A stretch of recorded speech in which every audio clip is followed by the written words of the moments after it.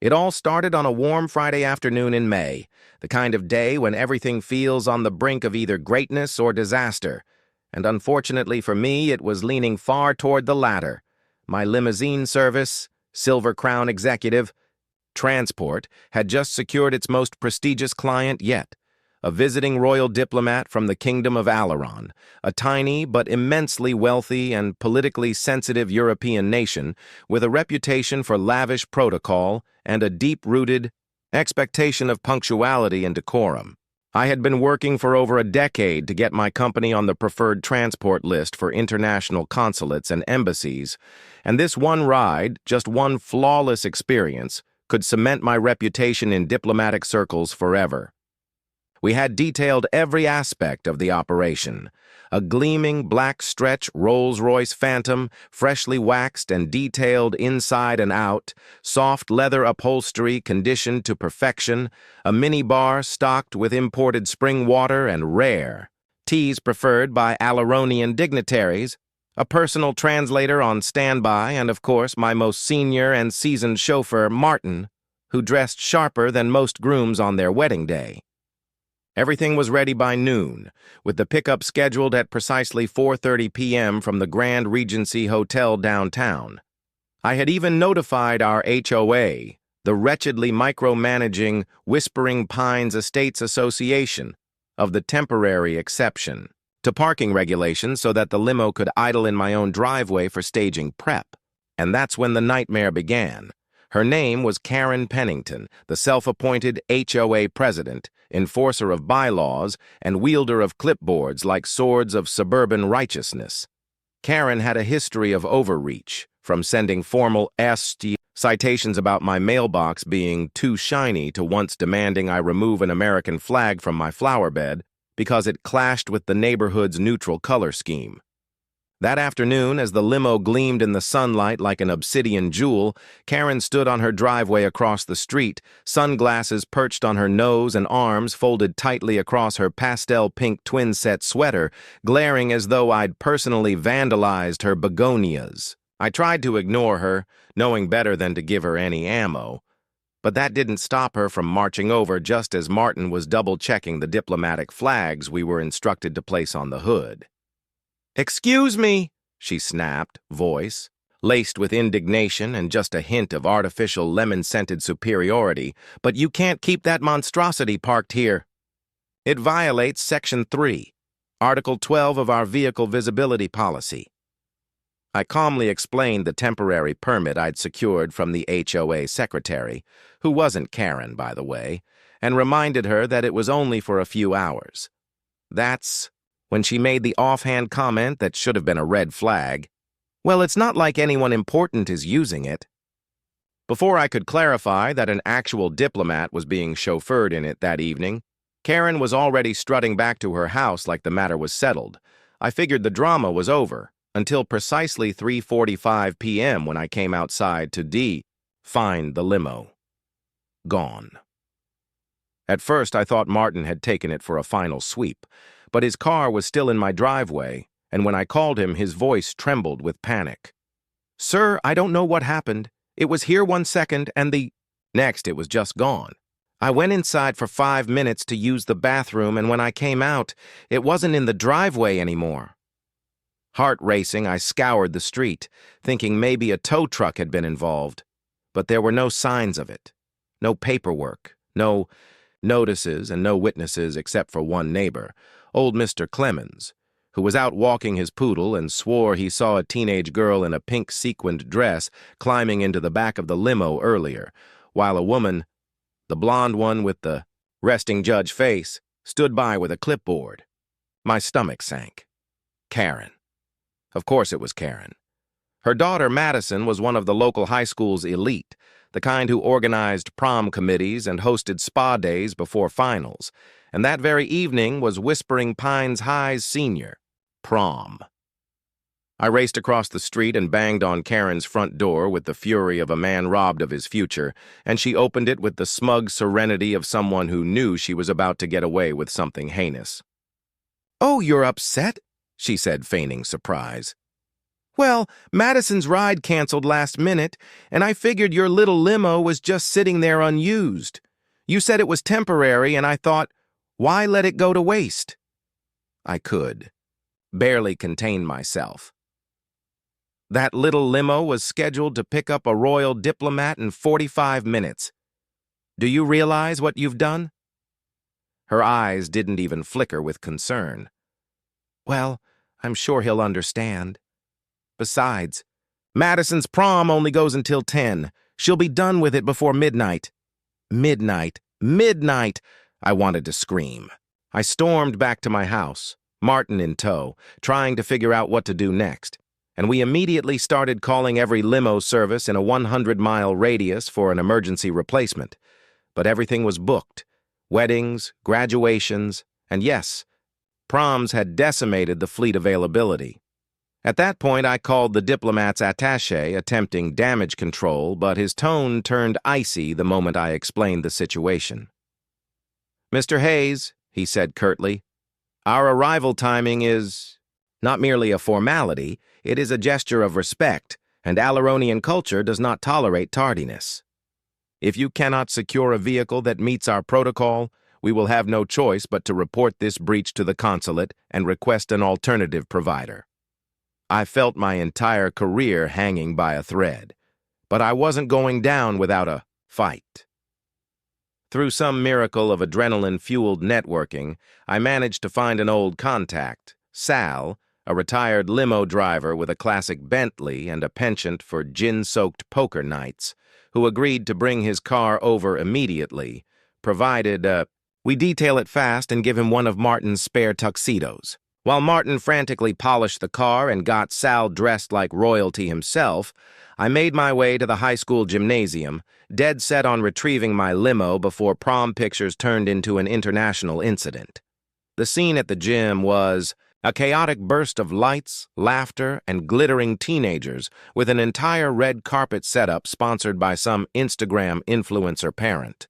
And there, under a canopy of twinkling lights and silk banners, stood my limo, its diplomatic flags removed and replaced with a giant pink bow, and Madison Pennington stepping out of it like a budget Disney princess.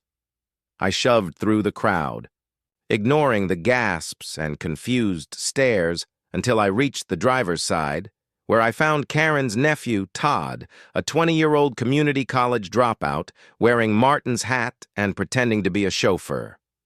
"Hey, man, chill," he slurred, clearly tipsy from the flask poking out of his coat. "Karen said I could drive it, said it was hers." Without a word, I pulled him out of the car, climbed into the driver's seat, and made my grand exit, in reverse, through the crowd, across the lawn, and out of the parking lot like a man possessed. I didn't care who saw.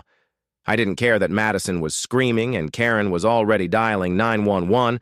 All I cared about was getting that limo cleaned, refitted, and back to the hotel with minutes to spare. Miraculously, with Martin and Sal's help. We swapped cars at the last possible second, and the diplomat entered the Bentley with only a faintly raised eyebrow, though I could see his attaché eyeing the worn carpet like it was an insult. But it worked.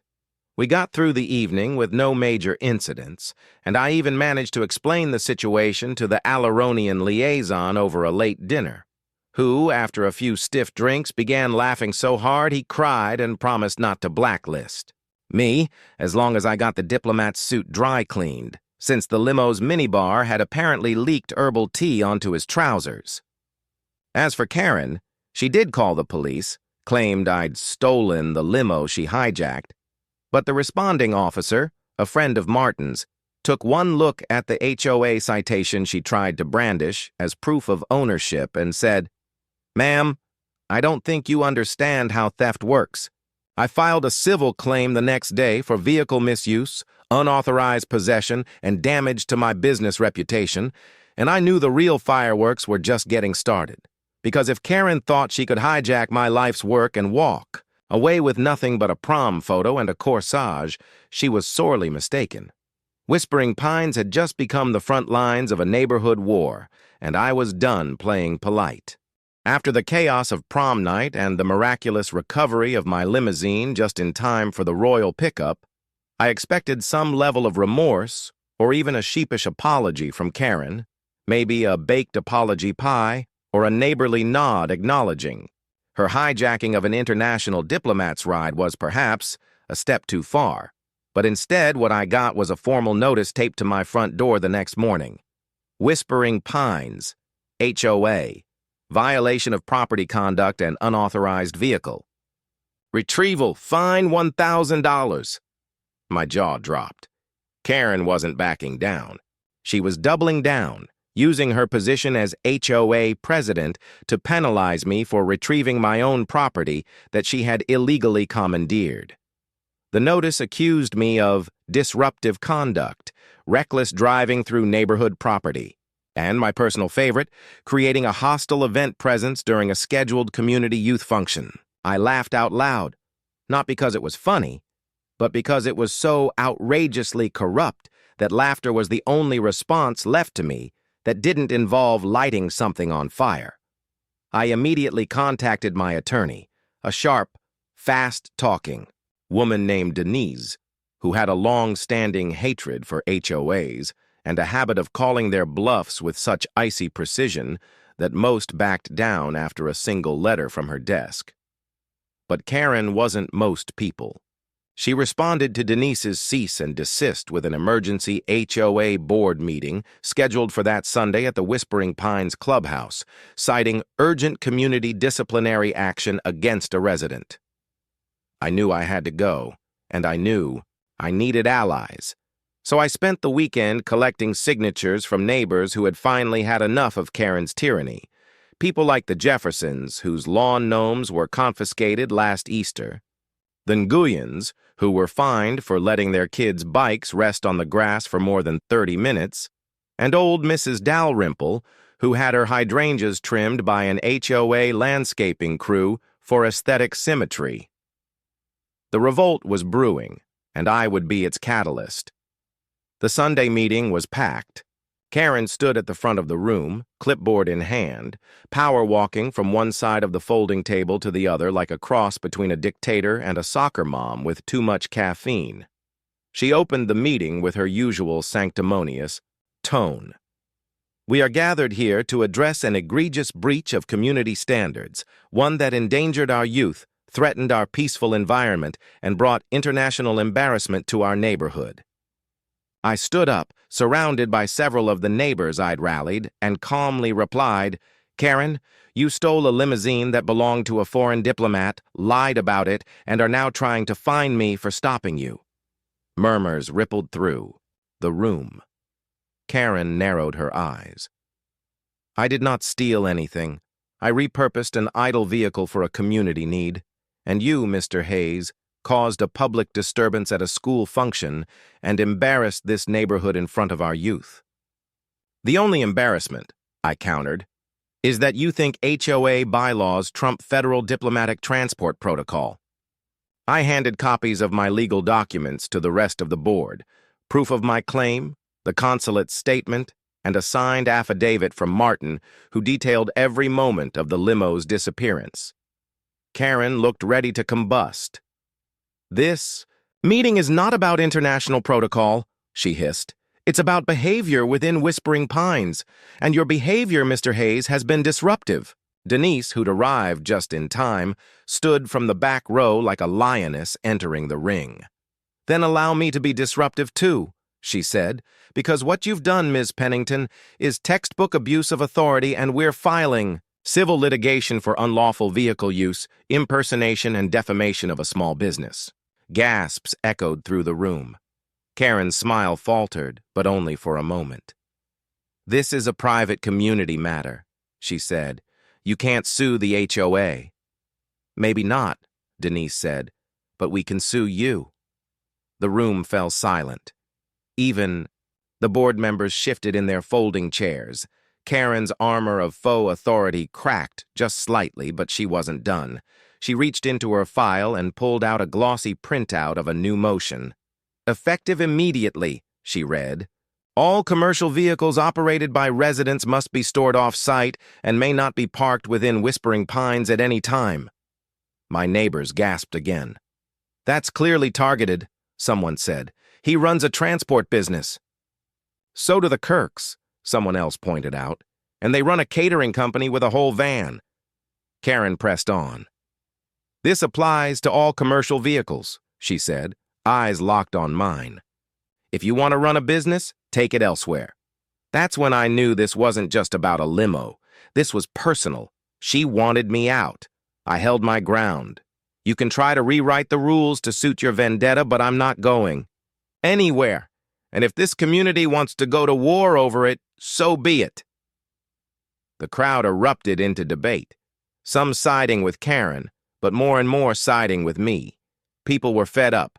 Karen had ruled Whispering Pines with a pastel iron fist for years, but now, with one diplomatic fiasco, the tide was turning. Denise leaned over and whispered, "Let her dig her own grave. This is bigger than one fine. We can build a case for recall." Over the next few weeks, I launched a full-blown campaign to have Karen removed as HOA president. We created flyers, held meetings at the community park, and even hosted a BBQ called Liberty from Lunacy that drew over 80 households. Meanwhile, Karen fought back with every petty rule in the book, citing my yard for dandelions, claiming my dog barked past the quiet hours, and sending drones, yes, drones, over my property to inspect for structural violations. But with each overreach, more neighbors turned against her. The final straw came when she tried to fine the Diaz family for having non-regulation patio lights, prompting a spontaneous protest in the cul-de-sac where half the neighborhood lit up their homes like it was Christmas in July. I knew then we were close. At the next official HOA meeting, Denise presented our formal petition for Karen's removal, backed by over 200 signatures. "Your reign of terror ends today," she said plainly, handing the stack to the board secretary. Karen, red in the face and visibly trembling, declared the petition invalid due to improper formatting and stormed out of the clubhouse, slamming the door so hard it knocked over a rack of folding chairs. But it didn't matter. The board, convened without her, verified the petition and announced a recall vote for the following week. Karen had finally overplayed her hand, but just when I thought it was over, just when I thought I could finally breathe, Karen launched her final, most dangerous move yet. She filed a formal complaint with the city, alleging that my limo business violated zoning laws and was operating without the proper permits. It was a strategic escalation, one that could shut down my company if it stuck. I received a notice of investigation within days. The complaint triggered a surprise inspection, a temporary license freeze, and a deluge of bureaucratic red tape. I was furious, but also determined. If Karen wanted to go nuclear, she'd better be ready for fallout. I hired a zoning consultant, dug through city records, and uncovered something explosive. 10 years ago, Karen had filed permits for a home consulting business that she never officially operated, but used to get tax breaks on her property. The paperwork was incomplete, outdated, and technically fraudulent. Denise's eyes lit up when she saw the documents. "She just opened Pandora's box," she said. "Let's bring the whole house of cards down." And so we prepared for the next stage, not just the recall vote, but a legal counteroffensive, so complete it would finally unseat the queen of the HOA for good. I wasn't just fighting for my business anymore. I was fighting for every neighbor who had been bullied, fined, and harassed. This wasn't personal vendetta anymore. It was full-blown revolution, and the neighborhood would never be the same. The week leading up to the HOA recall vote felt like a bizarre mix between a political campaign and a street war, with lawn signs popping up like mushrooms after rain, neighbors arguing at mailboxes, and tensions so high you could feel them crackling in the air like static. At the center of it all was me, the accidental revolutionary, and Karen Pennington, the pastel tyrant whose HOA iron grip was finally slipping. Each morning, I woke up to some new retaliation from her. On Monday, a formal notice about a suspicious garden gnome on my porch. Tuesday, a photograph printed in black and white showing my trash bins being wheeled out 5 minutes too early. Wednesday, a claim that my sprinkler was violating water pressure regulations.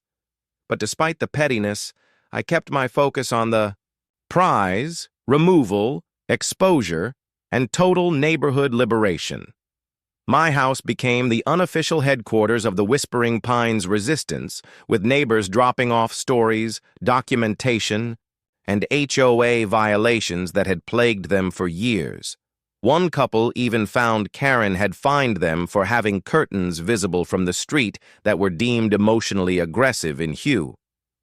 Denise worked late into the night building the legal case for not only Karen's removal but full restitution for the targeted harassment she'd dished out over the years.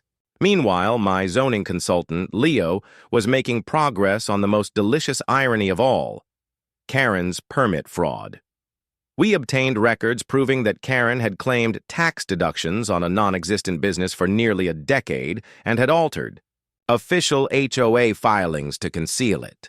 She'd registered a business address to a P.O. box to make it look legitimate, but Leo found an audit trail that connected it all back to her home.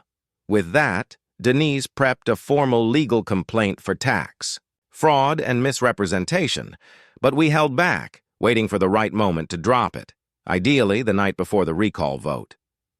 Meanwhile, Karen had become increasingly unhinged, patrolling the neighborhood in a golf cart that she'd bizarrely decorated with flags reading "Protect Our HOA" and "Say No to Chaos," shouting passive-aggressive comments at any neighbor who dared speak to me or post a recall sign on their lawn. She called emergency board meetings in the middle of the night and used HOA funds to mail glossy flyers to every household accusing me of conspiring to dismantle the moral fabric of Whispering Pines.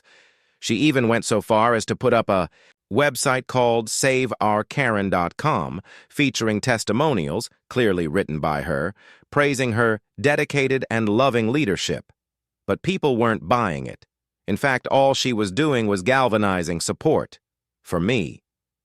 On the night before the vote, I held a final rally at the community park, complete with a local taco truck, music, and a big-screen slideshow of the greatest HOA infractions ever issued by Karen, from the time she fined a kid for sidewalk chalk, art, to when she tried to evict a neighbor's cat for being visually disruptive. People laughed, cheered, and most importantly, committed to voting. Denise gave a rousing speech. Leo unveiled the documentation of Karen's business fraud, and just before the event ended, I made my own announcement. Starting next month, I will be launching a community grant program to reimburse those of you fined unfairly by the HOA. Funded by the settlement, we're going to win against Karen in court. The crowd erupted. It felt like we were on the brink of change, of finally being free from the tyranny of matching mulch and hedge symmetry mandates. The next day, voting began at 8 a.m. sharp in the clubhouse, and lines began forming by 7. Karen, dressed in a power suit and pearls, stood near the doors like some suburban Cerberus, glaring at everyone who didn't make eye contact and trying to hand out flyers one last time. But the people had made up their minds. By noon, turnout had already exceeded any previous HOA vote on record. I spent most of the day trying to stay calm, even as Karen's minions, 2 board members who were clearly terrified of losing their positions, tried to contest ballots and whisper to residents that a vote against Karen would result in higher dues, crumbling property values, and wild parties overtaking the streets. But again, it only made them look desperate. At 7 p.m., the voting ended, and the board convened for a final count. We all gathered at the park, where a projector screen had been set up for the announcement. Karen sat rigidly in a folding chair, sipping Diet Coke and pretending to be unbothered, but I could see the twitch in her jaw and the white knuckles gripping the armrest. The secretary took the mic and cleared his throat, eyes flicking between me and Karen. After thorough review of all ballots and confirmation of voter eligibility, The result of the HOA leadership recall vote is 241 in favor of removal. 67 against. The crowd gasped, then burst into applause. Karen's face fell into a frozen mask of disbelief as the words echoed across the park. Effective immediately, Karen Pennington is hereby removed from her position as president of the Whispering Pines HOA. But I wasn't done. I stepped forward, and in front of the entire neighborhood, handed Denise the microphone. "There's one more thing," I said. "It's time everyone sees what Karen's been doing behind closed doors." Denise then presented the findings on the projector: altered permit records, false tax documents, HOA financial discrepancies that included Karen billing the association for personal purchases like wine shipments, a set of golf clubs, and something labeled personal security consulting, which turned out to be pepper spray and a taser she bought after someone parked crooked on her block. The crowd gasped again, this time not in joy but outrage. "She used our HOA funds to spy on us," someone shouted. "She fined us while cheating the system," another yelled. Karen leapt to her feet, sputtering, "This is slander! You have no right to access my records." But Denise calmly replied, "Public permits and HOA financials are a matter of community record, Karen. You made your reign public. Now you can deal with the consequences."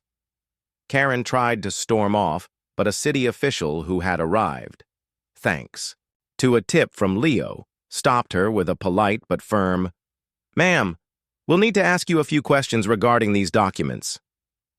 As she was led away, neighbors actually clapped. It was like the end of a long, terrible movie, one where the villain doesn't fall into a volcano but instead trips over her own red tape and drowns in bureaucracy. In the days that followed, I was elected interim president of the HOA by a nearly unanimous vote. My first act? Dissolve the most draconian policies, like the one limiting mailbox shapes and the one banning holiday lights before December 10th. My second act? Officially reclassify Whispering Pines as a business-friendly neighborhood, ensuring that I and others could operate our home-based services without fear of retaliation. As for Karen, her world began unraveling. The city filed an official inquiry into her tax records, the HOA demanded repayment for misused funds, and her daughter Madison, who once bathed in the luxury of a hijacked limousine, was now taking the bus to her part-time job at the smoothie bar. I almost felt bad. Almost. But I didn't have time to gloat. My business had survived, but barely, and I had clients to reassure. One of the first to call after the dust settled was the Alaronian consulate.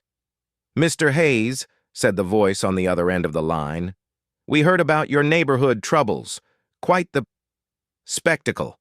However, His Highness was impressed by your tenacity.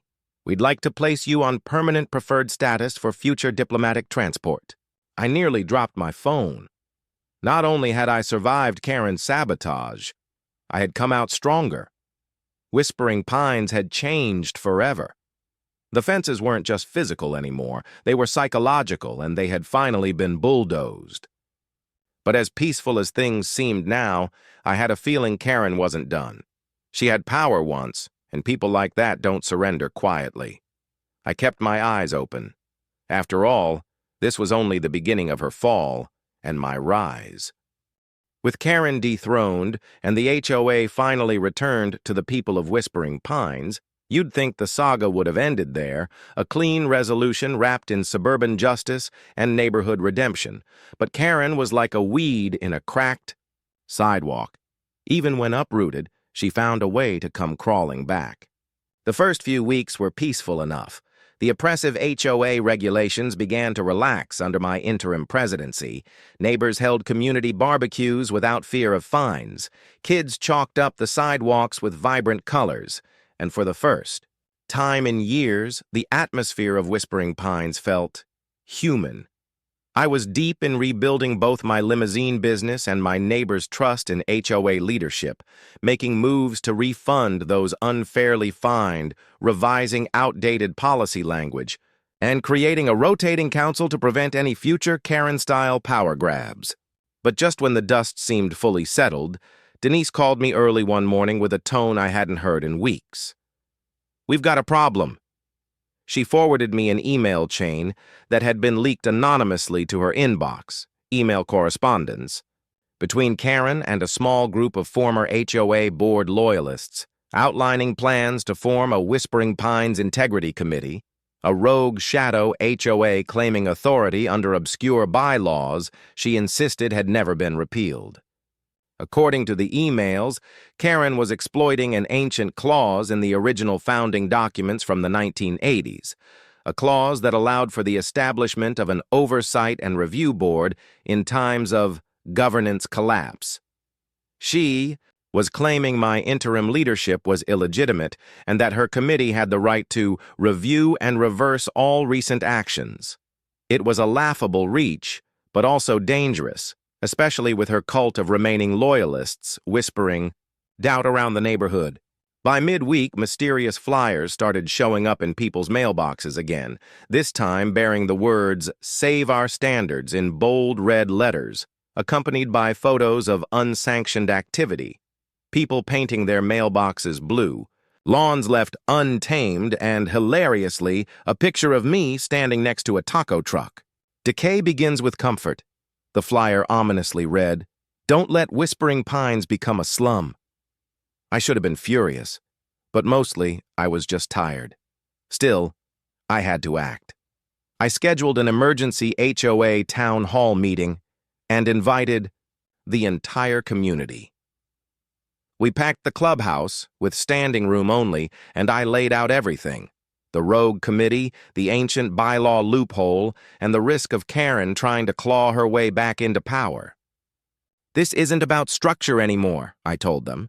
"It's about whether we let one person's obsession with control undo all the good we've rebuilt." The community stood behind me. Again. We voted to formally repeal the old clause and close the loophole once and for all. But Karen, never one to take a legal defeat gracefully, filed a lawsuit against the entire HOA.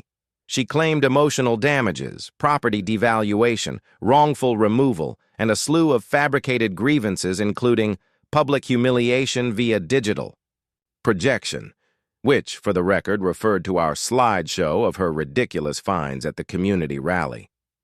Denise was already 2 steps ahead. "We countersue," she said with a grin. "You think a woman like Karen wants her dirty laundry aired in a courtroom?" We filed a comprehensive countersuit listing harassment, abuse of authority, defamation, and financial misconduct. At that point, the city finally stepped in, initiating a formal audit of Karen's taxes, permits, and HOA financial handling during her tenure. Things spiraled quickly for her. She lost her real estate license when it was discovered she had been inflating property value reports. She was banned from serving on any HOA board in the county, and the IRS began asking very pointed questions about the consulting business she had claimed deductions for over the last 8 years. Meanwhile, my business soared. The Royal Consulate referrals led to multiple new contracts, and I was soon transporting dignitaries, celebrities, and even a few high-profile tech CEOs who valued my discretion and ironclad security protocols. I even had to expand my fleet, hiring 2 new drivers and opening a small satellite office in the next town over. It was wild to think it had all started with Karen stealing a limo for her daughter's prom. As for Madison, she apparently left for college in-state and kept a low profile. Rumor had it she resented her mom for the public meltdown, especially after the videos of Karen screaming at neighbors went viral online. One of them, titled "Suburban Tyrant Has Meltdown Over Decorative Fence," hit over 2 million views on TikTok. But while Karen faded into suburban infamy, I stayed grounded. I didn't seek revenge. I focused on stability, kindness, and giving people back their sense of community. I worked with the new rotating HOA council to implement shared garden spaces, a neighborhood tool library, and even started a tradition called Fence Fridays, where neighbors helped each other repair, repaint, or decorate their fences legally and creatively. We reclaimed Whispering Pines from the tyranny of conformity and control, replacing it with collaboration and flexibility. But one day, as I was pulling into my driveway in the original limousine, freshly polished and still with that faint scent of rebellion, I noticed a figure standing across the street, Karen. She wasn't wearing her signature pastel power suit this time, just a bland windbreaker and oversized sunglasses. She stared for a moment, then turned and walked away, saying nothing. I didn't chase her. I didn't need to. She'd already lost everything she had tried to control, and the neighborhood had made its choice. As the sun set over Whispering Pines that evening, kids played freely in the cul-de-sacs. An old man painted his birdhouse red, white, and blue without fear, and across the community, families were no longer watching each other through blinds, but waving from porches, sharing meals and living like neighbors should. The limo, once hijacked by ego and entitlement, had become a symbol of something greater, proof that standing your ground, even against the most unreasonable person in the neighborhood, could inspire change bigger than yourself. I climbed into the driver's seat, turned the key, and smiled as the engine purred to life. Because this time I wasn't driving for a Diplomat. I was driving for something even more important, a neighborhood that had finally found its way. Home, अगर आपको मेरी HOA से बदला वाली कहानी पसंद आई हो, तो लाइक और सब्सक्राइब करना ना भूलें। ऐसे ही और धमाकेदार किस्से आपके लिए लाता रहूंगा, ऐसे ही और स्टोरीज के लिए चैनल से जुड़े रहो।